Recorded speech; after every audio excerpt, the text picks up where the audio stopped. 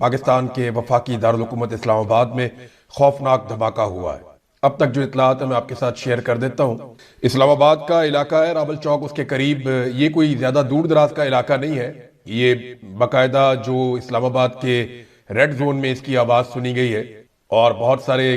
ایسے علاقے یہاں قریب ہیں، بڑے حساس مقامات، اور یہاں یہ راول ڈیم کے نزدیک میری کیونکہ احتشام عباسی صاحب نے بڑا لمبا عرصہ کوریج کی ہے اسلام آباد میں، میری ان سے بات ہوئی تو انہوں نے مجھے ایگزیکٹ لوکیشن جو ہے وہ بتائی کہ جناب یہاں پہ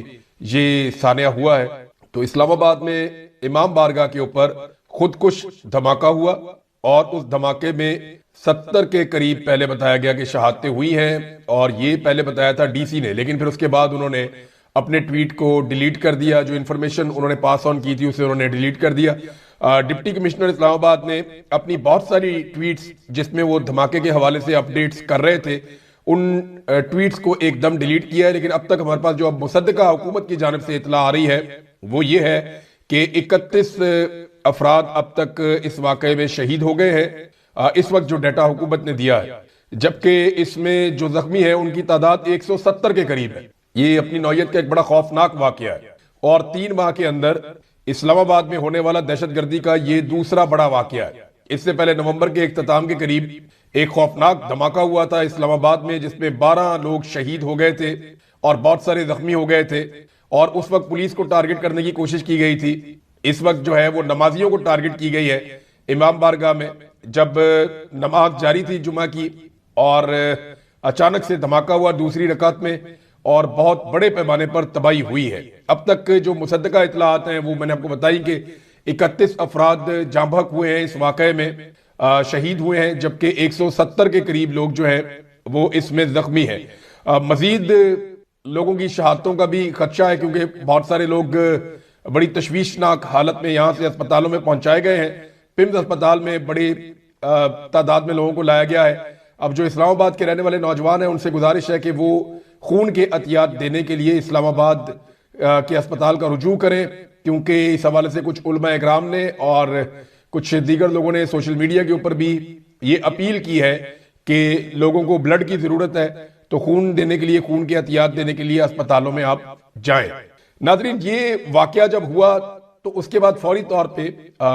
تو بالکل ایک دم خاموشی تھی، لیکن پھر میڈیا پہ آہستہ آہستہ اس کی خبریں آنا شروع ہوئی۔ میڈیا اس واقعے کے بارے میں ٹکر چلا رہا تھا، اس کے بارے میں خبر دے رہا تھا،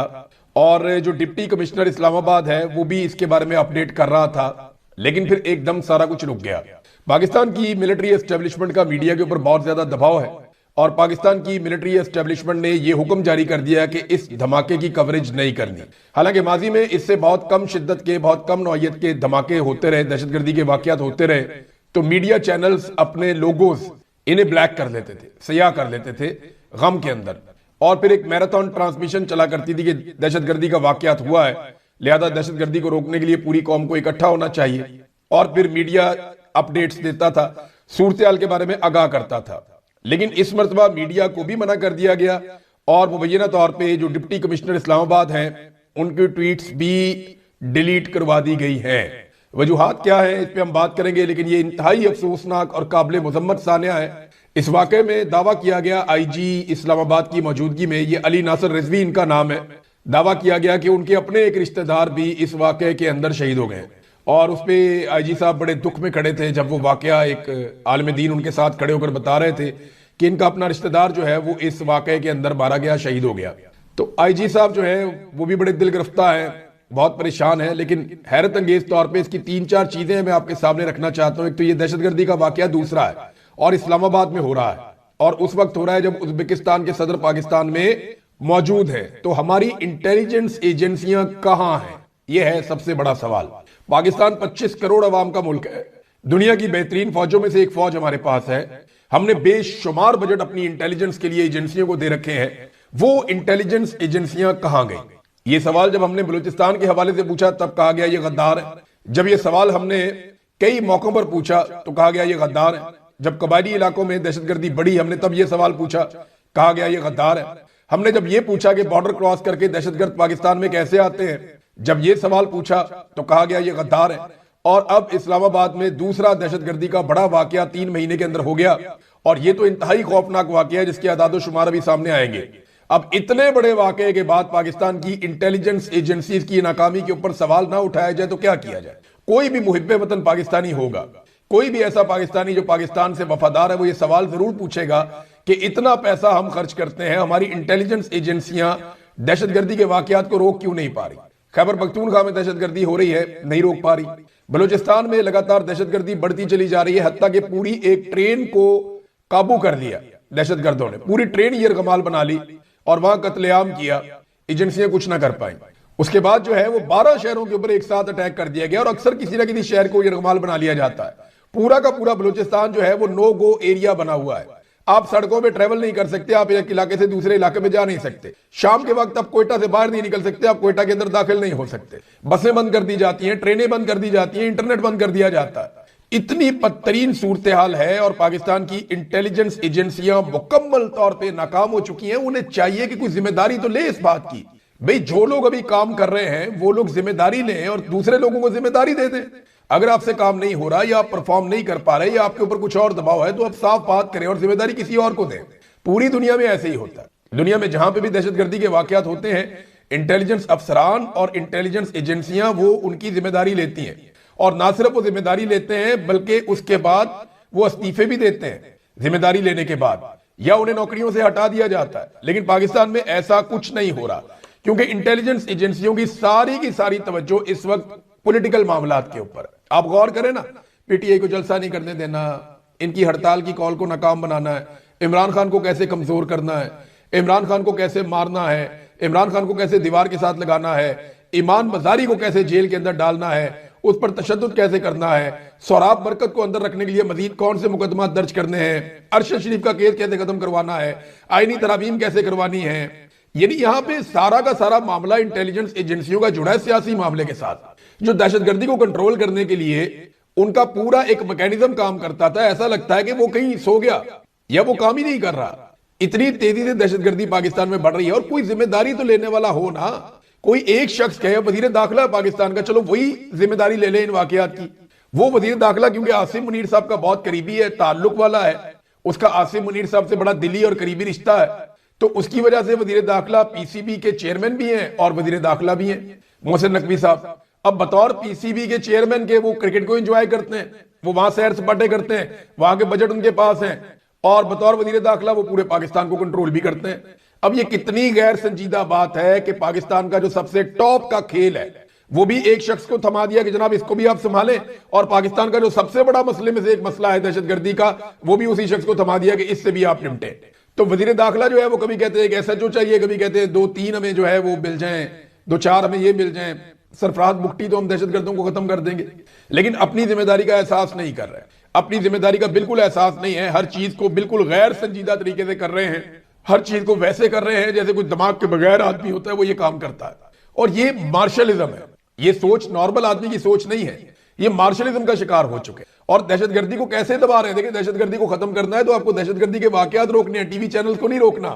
پاکستان کے جتنے ٹی وی چینلز ہیں، جتنا میڈیا ہے، وہ بجائے کہ اس دہشت گردی کے واقعے کو دکھائے، وہ سارے کے سارے لاہور میں ہونے والی بسنت کو دکھا رہے ہیں، وہ جشن دکھا رہے ہیں، ڈھول ڈھمکا دکھا رہے ہیں، وہاں ناچ گانے چل رہے ہیں، انجوائے چل رہا ہے۔ دیکھیں، تہوار منانا بہت اچھی بات ہے، عوام خود ہی تہوار منا لیتی، لیکن یہ سرکاری جشن ہے۔ عوام اپنا تہوار، میں نے کل بھی کہا تھا کہ عوام اپنا تہوار منا سکتی ہے، لیکن یہ سرکاری جشن ہے جو منایا جا رہا ہے، کیونکہ مریم نواز کی، ٹک ٹاکرز کی وہاں پہ برانڈنگ ہو رہی ہے اور ان کے اوپر اربوں روپیہ خرچ کر دیا گیا ہے۔ کوئی اعداد و شمار بھی سوشل میڈیا پہ گردش کر رہے ہیں کہ غالباً کو 3 ارب روپیہ اس کی پروموشن کے لیے خرچ کر دیا گیا، اس کی پروجیکشن کے لیے خرچ کر دیا گیا 3 ارب روپیہ، اور اس میں جو ہے وہ کچھ معاہدے بھی کیے گئے، جناب آپ بھی آ جائیں شامل، آپ بھی آ جائیں، وہ کمپنیاں بھی بیچ میں ڈال لی گئی۔ تو اس قسم کی حرکتیں کرنے کے بعد اب وہ میڈیا کو مجبور کر رہے ہیں کہ آپ ناچ گانے نہیں دکھاتے جائیں۔ جس طرح کی خبر کے اوپر پاکستان کے میڈیا اپنا بلیک کر دیتا تھا، اپنا لوگو اور ٹکر ہر چیز بلیک کر دیتا تھا، اس طرح کی خبر کے اوپر میڈیا ٹکر تک نہیں چلا رہا۔ میڈیا کے اوپر اچانک سے جو ٹکر چلنا ہے وہ بھی بند ہو گئے ہیں، بلکہ خبر کو ایسے چلایا جا رہا ہے کہ راولپنڈی کے مضافات میں کسی جگہ پہ دھماکہ ہو گیا، اور بھئی اسلام آباد کے سینٹر میں کر کے دھماکہ ہوا ہے، بہت قریب ہے یہ جگہ، راول چوک کے نزدیک، یہاں پہ دھماکہ ہوا دہشت گردی کا، اور بہت بڑی تعداد میں لوگ وہاں پہ شہید ہو گئے ہیں، بہت بڑی تعداد میں لوگ وہاں پہ زخمی ہو گئے ہیں۔ سنجیدگی کا تقاضا، پاکستان بھر سے لوگ جو ہے وہ مطالبہ کر رہے ہیں، بار بار مطالبہ کر رہے ہیں جناب کہ آپ بسنت کی تقریبات اب روک دیں، یا کم سے کم اب بسنت کی تقریبات آپ نہیں روکتے، چلے لوگ جو کر رہے ہیں انہیں کرنے دیں، لیکن کم سے کم آپ ٹی وی چینلز کے اوپر جو تماشا آپ نے ایک لگایا ہوا ہے کم سے کم اس کو تو روکیں آپ۔ لیکن جب آپ اس طرح کی حرکتیں کرتے ہیں نا کہ وہاں بلوچوں کا خون بہ رہا ہے، ہمیں اس سے کوئی فرق نہیں پڑتا کیونکہ لاہور میں بسنت ہو رہی ہے، ہم اس کا جشن منائیں گے، وہاں پہ قبائلیوں کا خون بہ رہا ہے، ان کے بچے سردی میں ٹھٹر رہے ہیں، ہمیں اس سے کوئی فرق نہیں پڑتا کیونکہ ہم لاہور میں جشن منائیں گے۔ تو بھی تہوار آپ منائیے لیکن اس کے جشن کو آپ سیلیبریٹ نیشنل میڈیا کے اوپر نہ کریں، اس سے نفرت میں اضافہ ہوتا ہے، اس سے دوریوں میں اضافہ ہوتا ہے، اس سے لوگوں کی رنجشوں میں اضافہ ہوتا ہے۔ اور پاکستان کی اسٹیبلشمنٹ نے ہمیشہ نفرت ہی بیچی ہے اور نفرت کو ہی اپنا ہتھیار انہوں نے ہمیشہ بنایا ہے۔ اب ناظرین کوئی ذمہ داری لینے کو تیار نہیں ہے، دہشت گردی کے ایک کے بعد ایک واقعات ہو رہے ہیں، کوئی انٹیلیجنس آفیسر اس کی ذمہ داری لینے کے لیے تیار نہیں ہے۔ اسلام آباد میں آپ پارا میں جو آفیسرز بیٹھے ہیں یا ایم آئی کے آفس میں جو آفیسرز بیٹھے ہوئے ہیں یا باقی جو افسران ہیں سیکٹر کمانڈرز وغیرہ، کیا ان لوگوں کی رسپانسبلٹی نہیں ہے کہ اسلام آباد میں اگر کوئی دہشت گرد آئے تو ان کو پہلے سے پتا ہونا چاہیے، ان کی انٹیلیجنس اس لیول کی ہونی چاہیے، انہیں یہ ضرور پتا ہوتا ہے کہ پاکستان تحریک انصاف کے اندر کیا چل رہا ہے، فلانے سیاستدان کو کیسے استعمال کرنا ہے اور کہاں استعمال کرنا ہے، کون سے ٹاک شو میں کون سا والا سیاستدان جائے اور کون سا والا جملہ کہے جس سے عمران خان کو نقصان ہو یا اس کی فیملی کو نقصان ہو۔ ان کی توجہ اسی چیز کے اوپر ہے، اس کے علاوہ کسی اور چیز پہ نہیں ہے۔ یہ آئی جی علی ناصر رضوی صاحب صرف اپنے دل پر ہاتھ رکھ کے سوچیں، وہ سوچیں کہ آج جس دکھ سے وہ گزر رہے ہیں یا آج جس دکھ سے اسلام آباد کے شہری گزر رہے ہیں، کیا یہ سچ نہیں ہے کہ کچھ عرصہ پہلے یہی اسلام آباد کے ڈی چوک سے یہی آئی جی تھا اسلام آباد کا اور لوگ اپنے پیاروں کی لاشیں اٹھا کر لے گئے تھے جن کا مقدمہ تک درج نہیں ہونے دیا پولیس نے؟ کیا یہ سچ نہیں ہے کہ یہاں پہ لوگوں کی بہت تذلیل کی گئی اسلام آباد میں صرف ان کے رنگ اور ان کی زبان کی بنیاد کے اوپر، ان کی نسل کی بنیاد کے اوپر؟ کیا یہ سچ نہیں ہے کہ کشمیریوں اور پشتونوں کو یہاں پہ ناکوں کے اوپر ذلیل کیا گیا؟ کیا یہ سچ نہیں ہے کہ آپ نے ایک پولیٹیکل پارٹی کو کچلنے کے لیے اپنی تمام طاقت لگا دی تاکہ بڑے لوگ آپ سے خوش رہیں؟ میں بار بار یہ کہتا رہا کہ باری باری سب کی باری۔ یہ جو ججز آج بغلے بجا رہے ہیں، انجوائے کر رہے ہیں، بڑی بڑی سیٹوں پہ بیٹھے ہوئے ہیں، یہ ناانصافی اور ظلم ان کے دروازوں اور ان کے گھروں تک پہنچے گا۔ یہ میری بات آپ لکھ کر رکھ لیں۔ یہ جتنے پولیس والے ظلم کر رہے ہیں، ظلم کے اعلی کار بنے ہوئے ہیں، یہ آگ آپ کے گھر تک پہنچے گی۔ یہ جو صحافی آج تاشے بجاتے ہیں، خوشیاں مناتے ہیں اور ہر ظلم کے اوپر جو ہے مزے لے لے کر مرچ مسالے لگا کر وہ سناتے ہیں، یاد رکھیے گا یہ ظلم آپ کے گھر تک بھی پہنچے گا، کیونکہ باری باری سب کی باری۔ اگر آپ نے پاکستان کی اسٹیبلشمنٹ کا رستہ نہ روکا اور پاکستان میں سویلین سپرمیسی نہ لے کر آئے تو یہ چیز بڑھتی چلی جائے گی اور بڑھتے بڑھتے وہاں تک چلی جائے گی کہ پھر یہ انکنٹرولبل ہو جائے گی۔ آج بھی موقع ہے اپنا قبلہ درست کریں۔ ناظرین،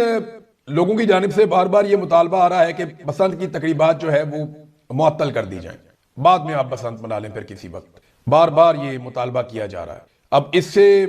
یعنی طاہر اشرفی صاحب نے بھی یہ مطالبہ کر دیا، حالانکہ وہ پاکستان کی اسٹیبلشمنٹ کے بہت اچھے وفاداروں میں سے ایک ہیں، بلکہ وہ ہر حکومت کے وفادار رہتے ہیں، ہر حکومت کے لیے ان کی خدمات ہمیشہ حاضر رہتی ہیں۔ کوئی بھی فتویٰ چاہیے ہو، کوئی بھی سہولت چاہیے ہو، کچھ بھی مدد چاہیے ہو، طاہر اشرفی ہمیشہ حاضر رہتے ہیں ہر حکمران کے لیے۔ لیکن طاہر اشرفی صاحب جیسا بندہ وہ یہ کہنے پر مجبور ہو گیا کہ کیونکہ دہشت گردی کا یہاں ایک بہت بڑا واقعہ ہوا ہے لہذا فوری طور پر بسنت کی تقریبات کو منسوخ کیا جائے۔ لیکن مجھے ایسا لگتا نہیں ہے کہ یہ کیا جائے گا کہ مریم نواز کی برانڈنگ ہو رہی ہے اور وہ برانڈنگ بہت ضروری ہے، سوشل میڈیا پہ دباؤ لگاتار بڑھتا چلا جا رہا ہے اور بسنت کیا منائی جا رہی ہے۔ بہت سارے ایریاز سے لوگوں نے لاہور میں تصویریں بھیجی ہیں کہ چند ایریاز میں بسنت ہو رہی ہے اور زیادہ تر لوگ بسنت نہیں کر پا رہے۔ لوگوں کو آٹے کا بیچاروں کا، دال کا بیچاروں کو کھانے کے لالے پڑے ہوئے، لوگوں کو لوگ بجلی کے بل نہیں دے پا رہے، آگے رمضان آ رہا ہے، جتنا پیسہ انہوں نے لگا دیا بسنت کی مشہوری کے اوپر یا اپنی برانڈنگ کے اوپر، جتنا پیسہ انہوں نے خرچ دیا، جتنا ان سیلیبریشنز کے اوپر، جشن منانے کے اوپر حکومت پنجاب نے پیسہ خرچ دیا، یہی پیسہ خرچ کر کے یہ بے شمار لوگوں کے گھروں میں راشن ڈال سکتے تھے رمضان المبارک کے لیے۔ دیکھیں اب لوگوں کو کہہ دیجیے بسنت آ رہی ہے، یہ دن آپ کے بسنت کے، ہم پیسہ کوئی خرچ نہیں کر رہے، سرکار کو صرف اویئرنس دینی ہوتی کہ جناب یہ ہم نے آگاہی دے دی ہے، اب بسنت منائیں آپ جا کے، اور جشن کے اندر خود شامل نہ ہو جائے۔ لیکن انہوں نے کیونکہ ہر کام کو اپنی برانڈنگ کے لیے، اپنے فائدے کے لیے استعمال کرنا ہوتا ہے، تو انہوں نے اربوں روپے اس میں بھی لگا دیا۔ میں یہی پیسہ آپ غریبوں پہ لگا دیتے، لوگ بسنت جو منا سکتے تھے خود ہی منا لیتے، اور جو حکومت نے کیا نا اس کی وجہ سے یہ اتنا مہنگا ہو گیا کہ عام آدمی کے کنٹرول میں بے شمار علاقوں میں پتنگ اڑ رہی نہیں رہی۔ ابھی احمد ولید صاحب نے ایک ویڈیو شیئر کی، جناب آسمان پہ وہاں پتنگیں نظر نہیں آ رہی، کچھ اور لوگوں نے بھی شیئر کی کہ جناب اس طرح سے نہیں ہو رہا جیسے ہم نے کبھی